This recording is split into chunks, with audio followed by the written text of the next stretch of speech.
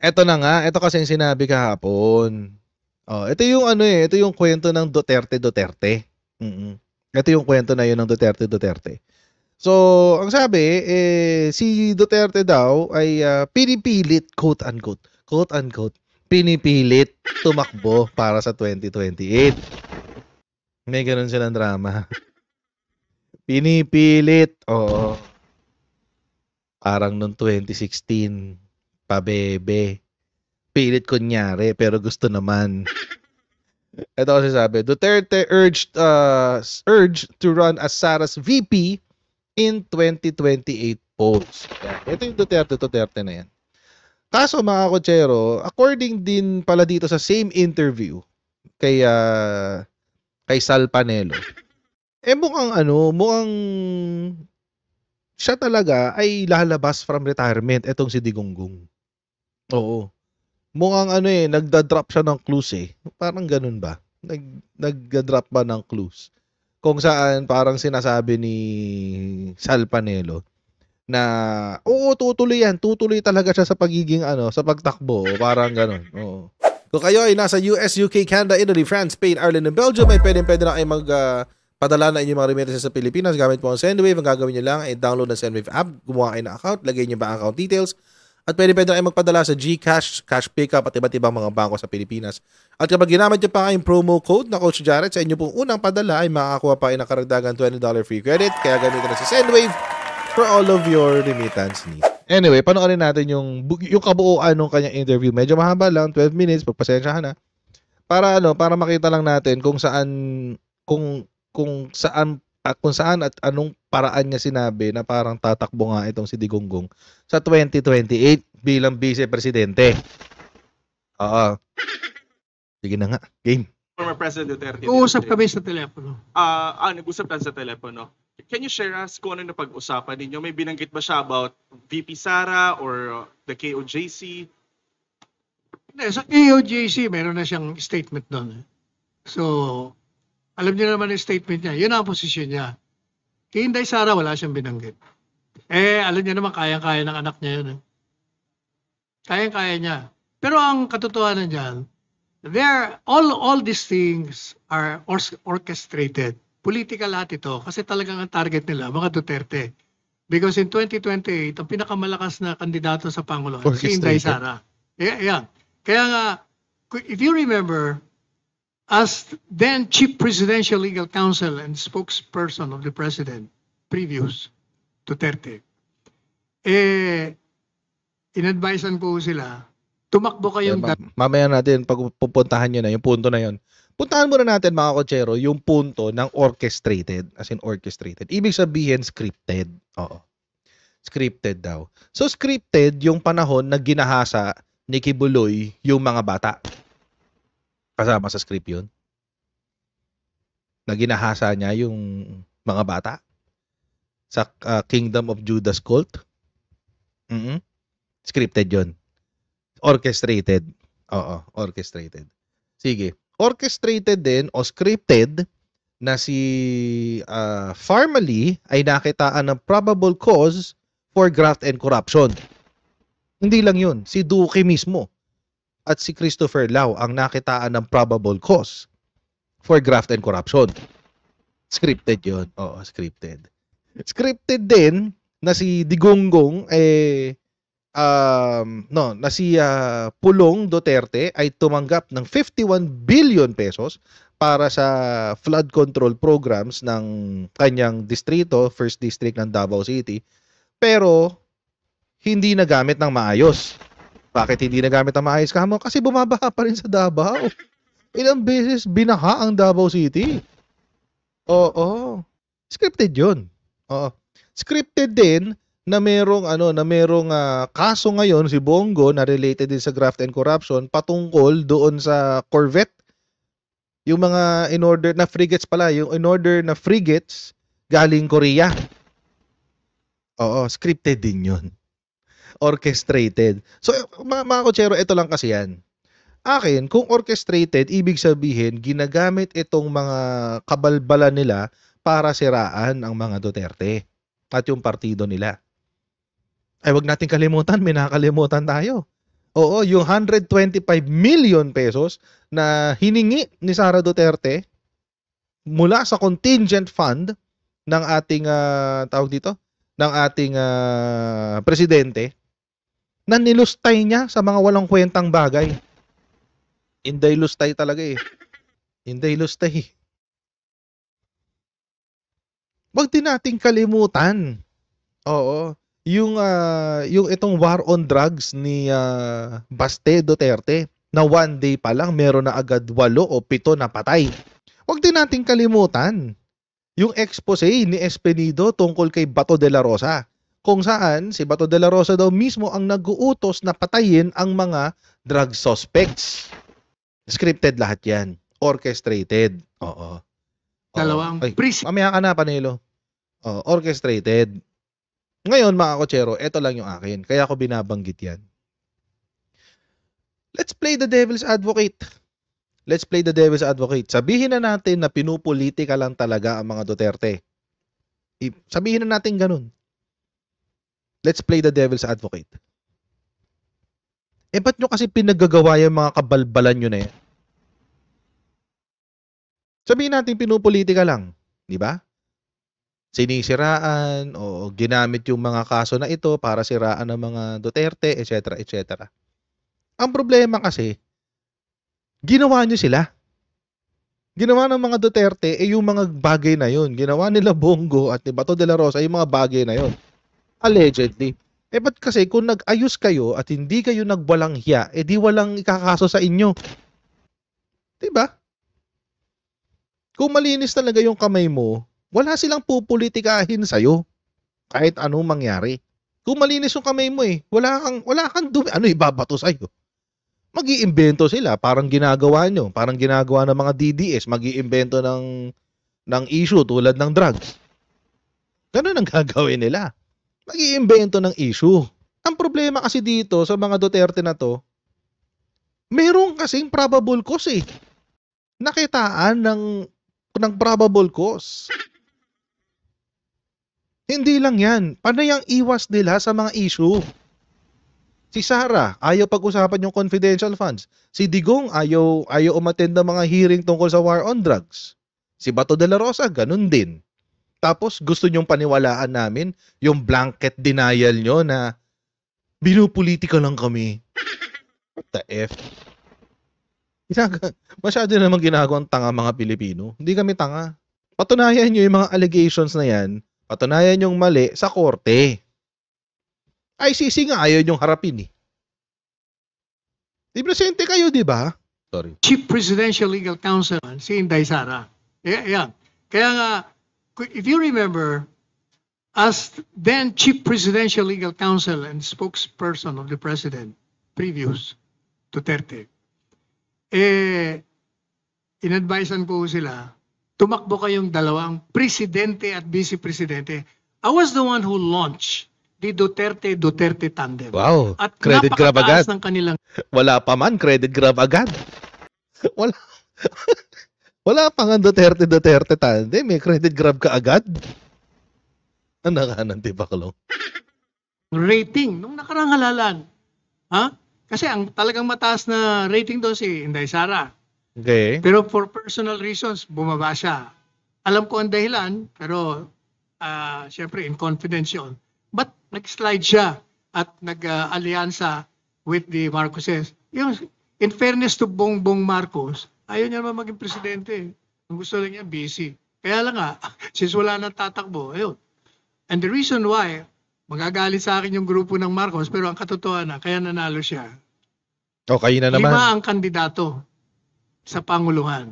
Lacson, Lenny, Isko, Pacquiao, and Bongbong. Yun ang 4 na binanggat ko, maliban kay Bongbong Marcos, tinitira si Duterte. Di ba? Lahat sila tumira kay Duterte. But not Bongbong Marcos.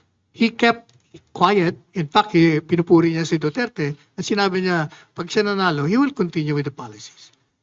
So kung kayo mga Duterte, saan kayo pupunta? Di syempre pupunta na kayo kay Marcos. Lalo pa, nandun pa yung anak. Kaya siya nanalo. Pero kung Okay? itong apat na ito hindi bumanat kay Duterte, ang maganda ang laban nila. Ganun ba Walang yun? laban nila. Kasi pipili ang tao. Ganun ba yun? So, ibig sabihin, ang sinasabi nito ni Panelo, na dahil, kaya raw nanalo si Bongbong ay dahil hindi siya tumira kay Duterte. Wait lang. Si Digong, tumatakbo pa lang si PBBM, siniraan na niya. Pinalampas na nga lang mga loyalista yun eh. Oo, pinalampas lang ng mga loyalista yun. Alala nyo? Weak leader?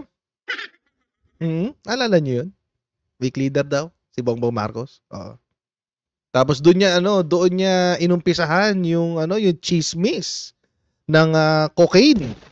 So obviously, doon pa lang hindi sumusuporta si Digong kay PBBM. Doon pa lang. Umpisa pa lang. So it defeats the logic nitong sinasabi ni Panelo. Kasi ang sinasabi kasi niya, dahil hindi tumira si Bongbong Marcos sa mga kay Digong, siguro ang sabi niya, na-endear ang mga tao kay Bongbong Marcos. Nagustuhan siya dahil hindi tumitira to kay Digong eh. Love namin si Digong eh. Love namin si Digong eh. Hindi siya tumitira kay Digong, so baka okay siya. Oo. Pero mga kotsero, si Digong mismo ayaw kay Bongbong Marcos. So bakit yung mga may love, quote-unquote, kay Digong, hindi pinakinggan si Digong nung sinabi niya na si Bongbong Marcos ay weak leader at si Bongbong Marcos ay nagko-cocaine. Nakikita niyo yung kabalbalan dito ni Sal Panelo. Akala ko ba love nila si Digong? Ba't hindi nila sinunod? Sino bang ine-endorse ng mga DDS noon? Di ba si Isko? So ba't hindi binoto ng 31 million si Isko? Huwag kayong credit grab mga Duterte supporters. Mga DDS, lalo ka na Sal Panelo, kung mapapanood mo naman itong video na to. Huwag kang credit grab. Walang contribution si Duterte sa pagkapanalo ni Bongbong Marcos. Si Sara pwede pa. A little bit. Bakit? Kasi yung hatak ng DDS napunta kay Sara. But it's only minimal. I would say siguro mga nasa a good siguro mga 8 to 10 million. A good 8 to 10 million ganun. Oo. Kahit naman lumaban si Sara, matatalo siya kay BBM. Sa loyalista pa lang matatalo na siya eh. Alam ni Sara yun. Kaya di siya tumakbong presidente. Kasi kung alam ni Sara na mananalo siyang presidente, siya yung tatakbo. Hindi siya magpapaubaya. Ba't ako magpapaubaya? Ako mananalo eh. Sure win ako eh. Ba't ako magpapaubaya? Di ba? So that's stupid. It doesn't make sense. At saka nung panahon ng kampanya, negligible si Sara. Halos hindi mo nga maramdaman si Sara eh. Hindi mo pinapansin si Sara during the time ng elections. Mapapansin mo lang siya kapag kasama niya si PBBM. Real talk yan. Real talk yan. Buti na lang laging kasama ni PBBM si Sara. Pero dun sa mga panahon na hindi niya kasama si PBBM, tulad nung nag-ride siya simula Davao hanggang Manila. Manila ba yun? O somewhere. Pero hindi naman niya tinapos. Parang kalahati lang yata nung ride nung ginawa. May mga supporters ba siya nandoon? Halos wala. Mas marami pa yung naglakad kasama ni Marrojas eh. Si Pangilinan. Marrojas, pagkamukha kasi. Si Pangilinan. Di ba yung mga magsasaka na na sabi nila sumusuporta daw kay Kiko Pangilinan. Oh. Mas marami pa yun eh, kumpara dun sa mga sumuporta ng kay Sara. Alam naman ng taong bayan yung totoo eh. Nagbubulahan pa kayo. Or tinatry niya pa palang bulahin ng mga Pilipino. Nagkabistuhan na noon pa. Ngayon, since umalis si Inday at nag-ambisyon naman itong si Martin, una tinanggal niya si Arroyo. Siyempre, nag-react naman yung kaalyado, umalis siya. Okay. Well, that started the whole hulabaloo about this. Tinarget nila si Inday, kaya pumasok na dyan, after targeting Inday ng confidential funds, binanata na si Digong. After Digong, pinasok na si Pastor Kibuloy. Kaya yan ang senaryo. Kailangan talaga kasi gibain nila ito habang maaga pa. Otherwise, may problem. Wait. Ako, I'm not a Martin Romualdez supporter. Alam na mga matagal ko ng followers yan. Kung subscriber kayo sa channel ko, alam niyo yan, matagal na akong hindi Martin Romualdez supporter. Pero mga kakutsero, ito lang yung akin. Kung malakas talaga si Sara, na tulad ng sinasabi nito, Rizal Panelo, kung malakas talaga siya, ba't pumapatol siya kay Martin Romualdez? Kung malakas talaga siya, ha? Kung malakas talaga siya, ba't pumapatol siya kay Martin Romualdez? Eh, alam naman natin sa survey, mababa si Martin Romualdez. Maski sa mga presidential preference survey, mababa si Martin Romualdez. Kung malakas ka talaga, papansinin mo pa yun? Diba? Pansinin mo pa yun? Malakas ka eh. Malakas ka. Diba? Tapos maniniwala ka sa maniniwala ka sa mga chismis tungkol kay Martin, tapos papatula mo? I mean, malakas ka nga eh. Confident ka dapat sa 2028. Eh, ba't kinakabahan kayong lahat? Ibig sabihin, may cause para kabahan. May cause para kabahan. May dahilan para kabahan sila. Hindi rin sila confident sa kanilang front. Hindi rin sila confident sa manok nila. Kasi kung malakas ka, papatol ka pa ba sa mahihina? Nakita naman natin sa survey, mahina si Martin Romualdez eh. Anong kinakatakot nyo kay Martin Romualdez? Ba't pinapatulan nyo pa? Makabayan Black, paubos na yan. 3 na nga lang sila eh. Nalantad na yung pagiging terorista nila. Convicted pa yung isa ng child abuse. Paubos na yan. Baka nga sa susunod na eleksyon, isa na lang sa kanila makapasok. Ano kinakatakot nyo sa Makabayan Black? Ba't hindi niya masagot yung tanong tungkol sa confidential funds? Eh, mahihina na yung Makabayan Black. Alam niyo mga kutsero, itong mga sinasabi ni Panelo, he defeats his own arguments. Siya mismo ang sumisira sa sarili niyang argumento. Problema talaga sila. Can you share us kung ano na lang yung napag-usapan po ninyo ni Yung President? alin? Kung ano na yung pag-usapan ninyo sa telepono? Well, ang pinag-usapan namin, yung sabi ko, papatawag ka daw. Although, sabi ko, hindi naman obligado kasi sinabi nila na, if you want, you can come or not. Pupunta ka ba? Sabi niya, paano naman ako pupunta roon? Eh, yung congressional meeting, hindi naman tunay na hearing yan. They violate your rights. You cannot even speak. Diyos ko, If you tigilan speak, ako. they will stop you from speaking. Tigilan ako, lahat naman ng hearing ayaw nyo puntahan, ICC nga, ayaw nyo harapin. Lahat naman ng hearing ayaw nyo puntahan, basta related sa war on drugs eh. Bakit? Guilty? Parang si Kibuloy, guilty? Parang si Sara Duterte, guilty rin? Mga guilty kayo eh. Tropa kayo ng mga guilty eh. Kung ano yung binabato sa inyo, lahat kayo guilty. Kasi ayaw nyo harapin lahat. Lahat kayo ayaw humarap. Ba't ganun? Anyway, tuloy. Useless yan. Hindi ako a-attend sa inyo.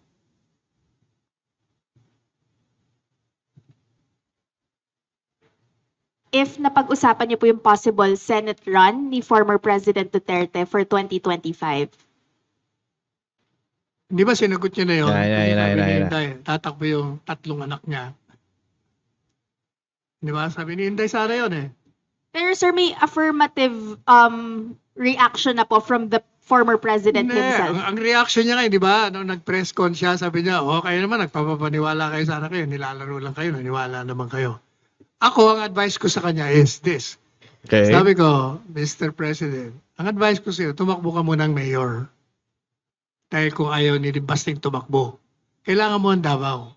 Pakita mo na you're leading that. Kasi yung Nograles, Sinisira siya ng mga Nograles mga walang utang na loob Pagkatapos niyang bigyan ng posisyon, pagkatapos niyang Wow. ginantihan ng ginagawa sa kanyang paglapastangan nung nabubuhay pa yung ama, yun, niyayari siya ng gusto. Sabi ko, tumakbo ka, Mayor. Ganun pala talaga yung politika sa Pilipinas no? Huwag ka nang pag may utang na loob. Huwag ka nang magsasalita. Basta may utang na loob ka sa akin. Pag-aari na kita Ganun pala yun, no? Politika sa Pilipinas. Alam nyo kasi, mga kotsero, dapat gumraduate na tayo sa ganun. For example, etong mga DDS, sinasabi nila, utang na loob ni PBBM na naging presidente siya dahil sa mga Duterte. O, kung walang Duterte, walang Marcos. O, naniningil ng utang na loob. Paano kapag sabihin natin mga admin supporter na kung walang Marcos, walang Duterte? Kung hindi pinondohan yung kampanya ni Digonggong noong 2016, walang Duterte ngayon. Yan lang kasimple yun, guys. Ganun lang kasimple yun. Walang katapos ang bayaran niya ng utang na loob. Ganun yun. Kaya wag na kayo mag-umpisa ng singilan ng utang na loob. Kasi sa ending, ang mapapahiya kayo mga DDS. And then, sa 2028, mag-resign ka, tumakbo kang vice president ng anak mo. Pag Duterte, maniwala ka, lahat ng mga kaalyado mo na bumaliktad lahat, babalik sa iyo yan bago magkaroon ng halalam. Bakit? Kasi sigurado kayong panalo. Napakalakas niyong mag-ama. Walang makakatalo sa inyo. Kahit ano pang gawin. Talaga? If you notice, hindi ba nag-alyansa lahat? Talaga? Nag-alyansa lahat ng mga partido Lahat ng partido ng mga dati niyang kakampihan. Ang kalaban, magiging kalaban, PDP laban. Pero when he ran for the presidency, wala siyang kakampi. Walang gobernador, walang mayor, except for one, Governor Amante. Walang barangay kapitan.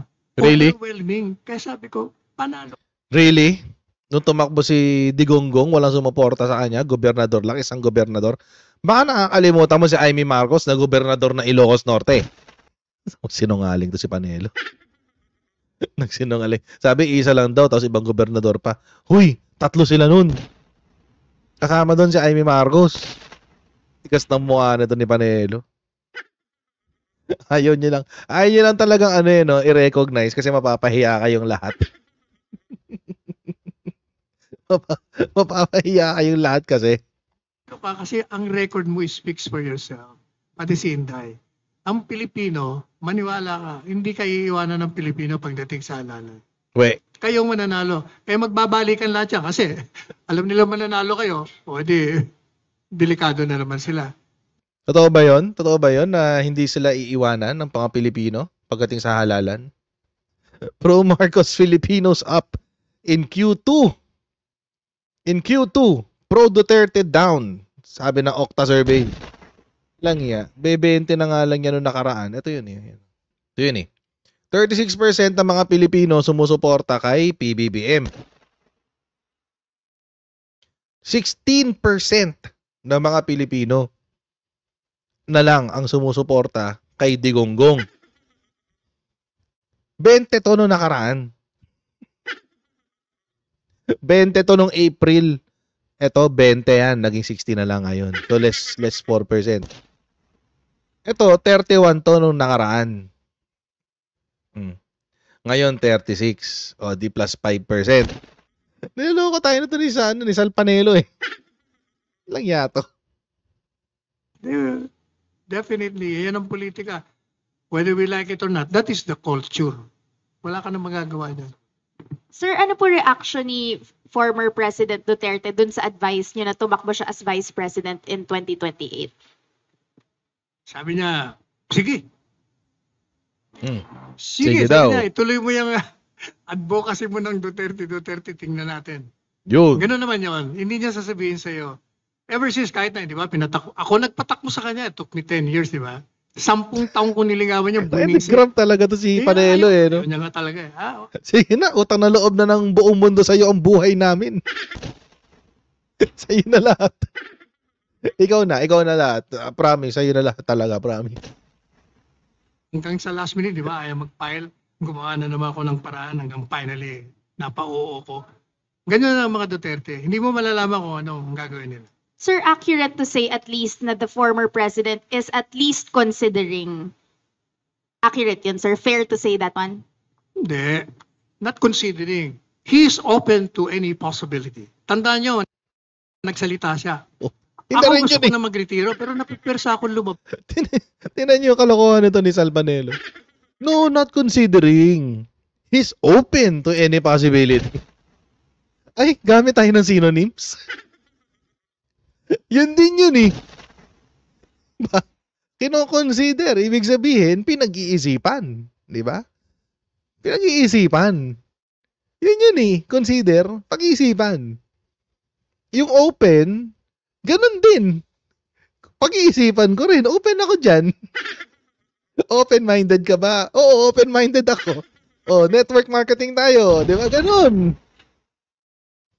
Ikaw consider mo rin. Pag-iisipan mo rin. Yun yung open. So, ibig sabihin, mga kochero,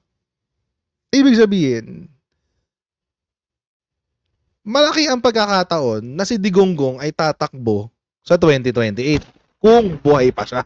Kung buhay pa siya ng panahon na yun, guys. Paano kung hindi? Di ba? Kung buhay pa siya, tatakbo siya sa 2028. Vice-presidente.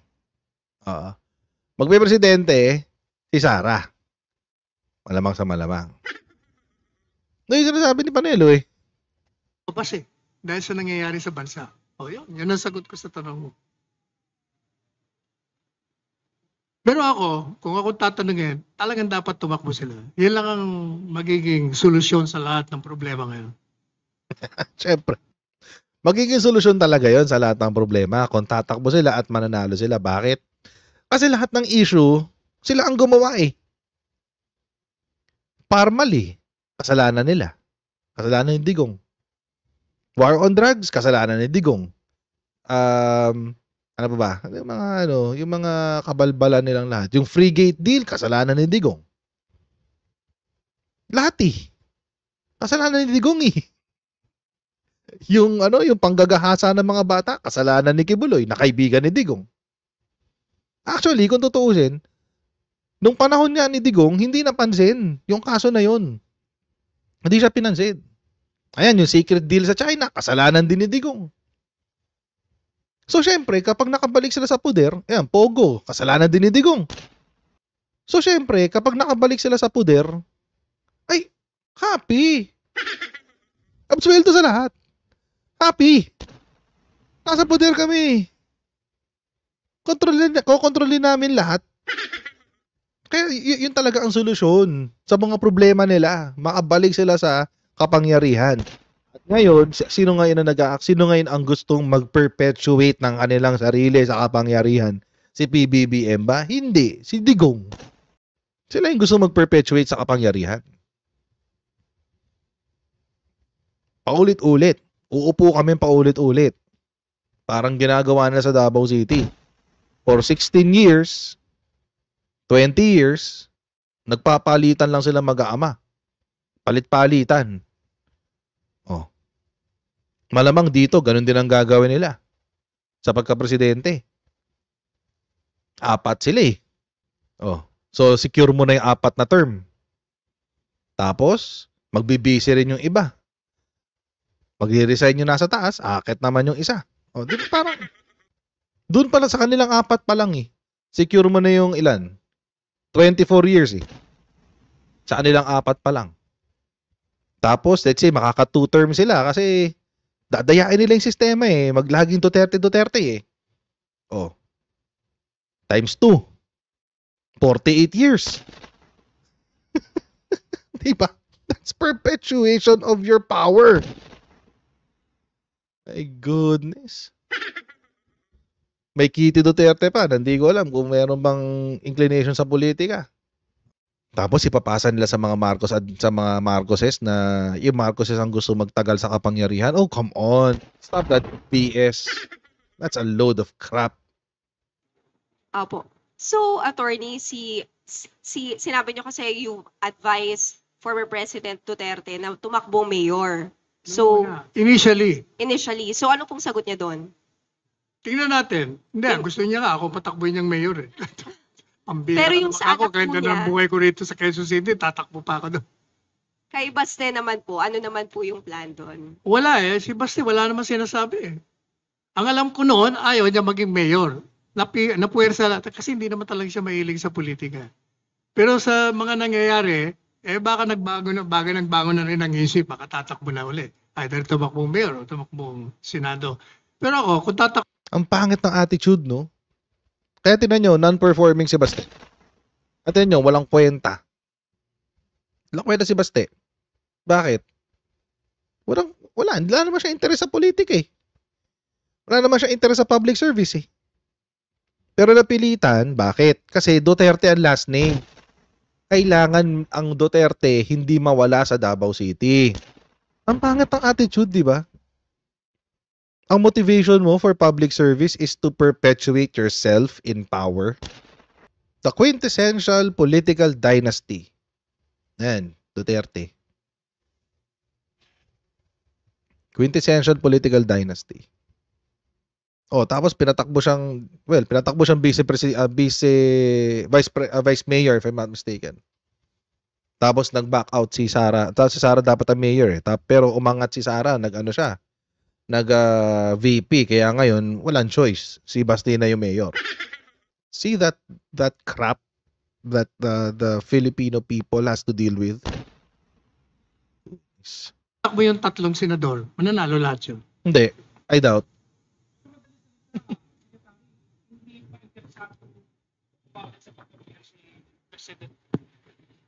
Sir, hindi pa interesado batay dun sa sagot ni Presidente na bumalik siya sa pagiging mayor. Tama ba? Wala, basta open lang siya sa lahat. Hindi yun din yun. Hindi mo siya mako-corner. He will never tell you. Ganun yan. Magre-respond lang yan kung may clamor. Pag may clamor, Yun. kasi I remember nung di ba, hindi na siya nag-file ng certificate of candidacy. Meron kaming atin na premiere night dyan sa Mega Mall. May promotion pa. Kasi, nung hindi na siya nag-file, wala nang pag-asa. Tinawagan ko siya. Pag kami dalawa nag-uusap, ang tawagan namin, Padre. Sabi ko, pwede ba pumunta ka rito sa Maynila? This was 1 week after sinabi niya, hindi na siya nag-file eh. Ayaw ko. Sabi niya, anong meron? Sabi ko, birthday ni Doktora, ni Sally. Pupunta ako dyan. Yun ang aking palusot. Actually, kasi mga November 27 yun eh. Dami kwento. Pagkatapos sabi ko, pag nandito ka, makikiusap ako. Kung pwede lang. Pwede ba kausapin mo yung mga, may imbitan ako mga bilyonaryo kong kaibigan. Kausapin mo lang. Kasi ang gusto ko, kausapin ng mga bilyonaryo, supportahan siya. Kasi hindi siya tumatanggap ng pera eh. Ayaw niya tanggapin ng mga Lumipas na yan? Lumipas na yung yung hindi tumatanggap ng pera si Digong? Lumipas na yan? It did not age well. It did not age well, Sal Panelo. Promise. Hindi tumatanggap ng pera? Oh my God. Pwede ba ako, imbitahan ko sila? Oo. Sabi, dumating. Siyempre, naganda ako birthday party. Unang hinahanap niya yung nagbe-birthday. Nasaan si Doktora? Sabi ko, nasa clinic. Ito sa clinic, kala ko ba? Hindi, pupunta yon. So, tinawagan ko yung asawa ko. Pambihira ka naman. Mabubuking ako ni Rudy rito. Punta ka na rito. Dumating siya. Pero after 15 minutes, ganun. Nung matapos sila mag-usap, tanong ko doon sa mga bilyonaryo. Ano sabi ni Digong? Ang sabi namin sa kanya, Mayor, just say you might reconsider. Yun lang announcement ang hinihingi namin sa'yo. And we will pump in 1 billion campaign funds for you. Anong sagot? Wala, nag-smile lang. Madalit sabi, nung matapos yung dinner, sabi niyo sa akin, Sal, meron tayong premiere night, tayo kaibigan mo basta may kaibigan akong kliyenteng artista. Di punta na tayo, di pumunta kami. Eto, kung bakit hindi pa pwedeng hindi siya tumakbo. Hindi ba sa Mega Mall may parking? Papunta doon sa mga cinema. From the parking, it will Ah. take you only 5 minutes to walk. O, tanungin niyo ako, pag park namin, ilang minuto kami bago kami nakarating sa cinema? Took us 1 hour and a half. From the parking, ayaw siyang paani ng tao. Ganun talaga Sir, tumakbo kayo. Nangyari ba sir." talaga to? Parang hindi ko yata nabalitaan to. Nangyari ba talaga? Pupunta ka ng premiere night, tapos 1 hour and a half bago ka makarating doon sa premiere night. Ano, intayin ka ng pelikula? So, ibig sabihin, natapos na yung pelikula, saka lang kayo nakaakyat? On. Ang lapit-lapit nun, guys. Yung parking sa may cinema, as in, pagpasok mo ng pinto, ayun na yung sinihan. 1 hour and a half from parking. It's even less than 5 minutes, guys. Mga 2 minutes lang yan. Kung mabilis ka pa maglakad. During that time, mabilis pa maglakad si Digong. 2 minutes, nandun ka na sa sinihan. 1 hour and a half? Sa'yo? Maniniwala ba kayo dito? Grabe. Sabi ko sa kanya, binulong ako, ito mo na, nagdeklara ka na hindi tatakbo, hindi ka nag-file. Tingnan mo ang tao. Bakit, Sal? Bakit? FBI, panahon mo na kasi. Hindi mo po pwedeng tanggihan yan. Maniwala ko. After 1 hour and a half, nanood na kami. Nagutom kami. Alis na tayo, paalam tayo. Ganon din. Paglabas niya, another 1 hour bago kami nakaalis sa Mega Mall. Ganon katindi talaga ang tao. Kasi nga, kakaiba siya. Try nyo ngayon. Ang masa sa kanya, ang feeling nila, parang sila. Diba? Nagmumura. Prangka. Tsaka wala siya kasing bagahe. Wala siyang wala siyang agenda. Laro agenda. Talaga ba? Try nyo, sabihin natin totoo. Again, sabihin natin totoo na yun nga yung nangyari. Oo. Maniwala na lang tayo, guys. Maniwala. Ito alam niyo si Salmanelo, kapag ito si Salmanelo, nakasama mo sa inuman, siya lagi yung bangka. Pag nakasama mo sa inuman to, siya lagi yung bangka. Maniwala kayo.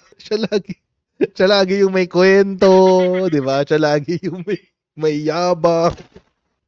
Legit guys, kapag ito si Salmanelo, nakasama niyo sa inuman, siya lagi ang bangka. Basta, okay lang naman, sabi niya, sino ito nagsabi, ayaw daw niya kasama sa inuman. Sana yun? Si Blue Label. Sabi ni Blue Label, ayoko. Okay lang yun, basta magbabayad ng toka niya. Yung puro, hindi yung lalantakan lang yung pulutan. Diyos ko, walang agenda. Come on. Tsaka anong walang baggage? Anong walang baggage? Baggage nga. Ang baggage ni Digong nun, mga kotsero, nung panahon nung 2016 elections, ang baggage niya, yung war on drugs ng Davao City. Yun ang baggage niya. Yung Davao City. War on drugs ng Davao City. Hindi lang yun. Ano pang baggage niya? Yung 1,100 ghost employees ng Davao City LGU. May history na ng corruption to noon pa lang. Pero syempre, hindi napansin. Diba? Hindi pinansin. Hinipe, iba yung hype. At saka during that time, tanggapin na lang natin na gigil talaga tayo sa mga dilawan noong 2016. Galit na galit talaga tayo noon. Well, ako matagal naman akong galit sa mga dilawan. So, carry lang. Pero majority ng mga Pilipino galit sa dilawan noon. First time in the history of the Philippines na majority ng Pilipino galit sa dilawan. So, lahat tayo, gigil talaga tayong tanggalin ng dilawan sa kapangyarihan. Kaya, si Digong ang naging beneficiary noon. Oo. Si Digong ang naging beneficiary noon. And you know, it is what it is. Tanggapin na lang natin yun. Na nagkamali tayong lahat. Nagkamali tayong lahat doon. Pero alam nyo, it's not the same anymore. Kung yung sa kwentong barbero ni Sal Panelo na naglalakad papunta sa SM Cinema, sa SM Mega Mall, inabot sila ng 1 hour and a half, hindi na mangyayari ngayon yun. Aabot sila ng 1 hour and a half kasi hindi na makapaglakad si Digong. Hindi dahil sa kinukuyog siya ng mga tao. It's no longer the case. Baka abangan pa siya ng ICC sa sinihan ng SM Mega Mall kapag nangyari yun. Para sa pag-aaresto kay Digonggong. Oo. Hindi na nga makalakad yung matanda eh. Naglalakad tabingi na gano'n. No? Mas bakit niya, no? Oh. Paano niya pa pakakampanyahin yan? Tapos sasabihin nyo, Duterte. Kung naging beneficiary ang mga Duterte noon ng galit ng mga Dilawan, ng galit ng mga tao sa Dilawan, it's no longer the case. Hindi na ganun. Hindi na ganun yung kwentuhan ngayon. Galit na ang mga tao kay Digong. Yan ang totoo. Galit na ang tao kay Digong. Lalo na nung naglabasan yung mga kabalbalan niya tungkol sa corruption, tungkol sa war on drugs, tungkol sa West Philippine Sea. Galit na ang mga tao kay Digong. Hindi na mapipigilan yun. Alam nyo kasi, ang iniisip kasi nitong mga to, itong mga tulad ng mga taong katulad ni Sal Panelo, nila Harry Roque, yung mga ganun, mga taong katulad nila, na ang mga Pilipino mananatiling bulag sa politiko. Yun yung iniisip nila. At yun ang gusto nilang mangyari sa ating mga Pilipino. Manatili tayong bulag sa pagsuporta sa mga politiko. Doon sila bumabangka. But it's no longer the case. Mas matalino na mga Pilipino ngayon lalo na pagdating sa politika. Nagugulat nga ako minsan yung mga bata mas involved pa sa politika kaysa sa akin. Partida, nagbablog ako ng politika.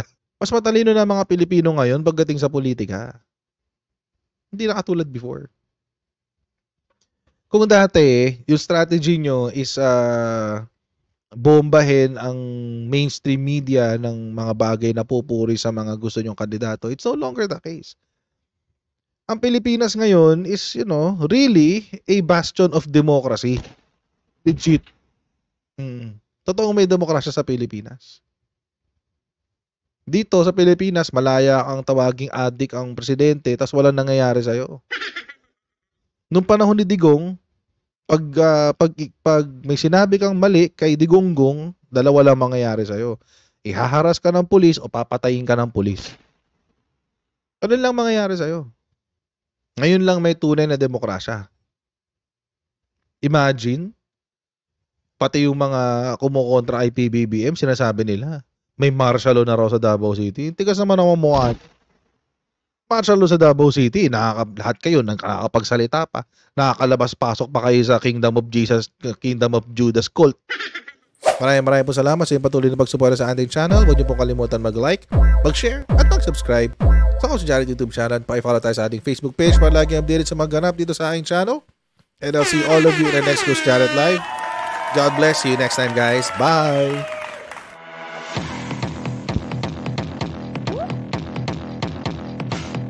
Pag ganun, huwag natin gawing tanga mga Pilipino.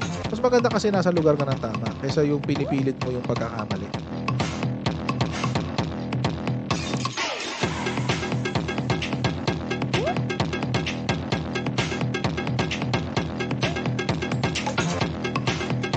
Are they willing to go that far? Hindi makakalimutan ng Pilipino yan hanggat di nasasagot niya. Sino ngayon nagsasabi ng totoo?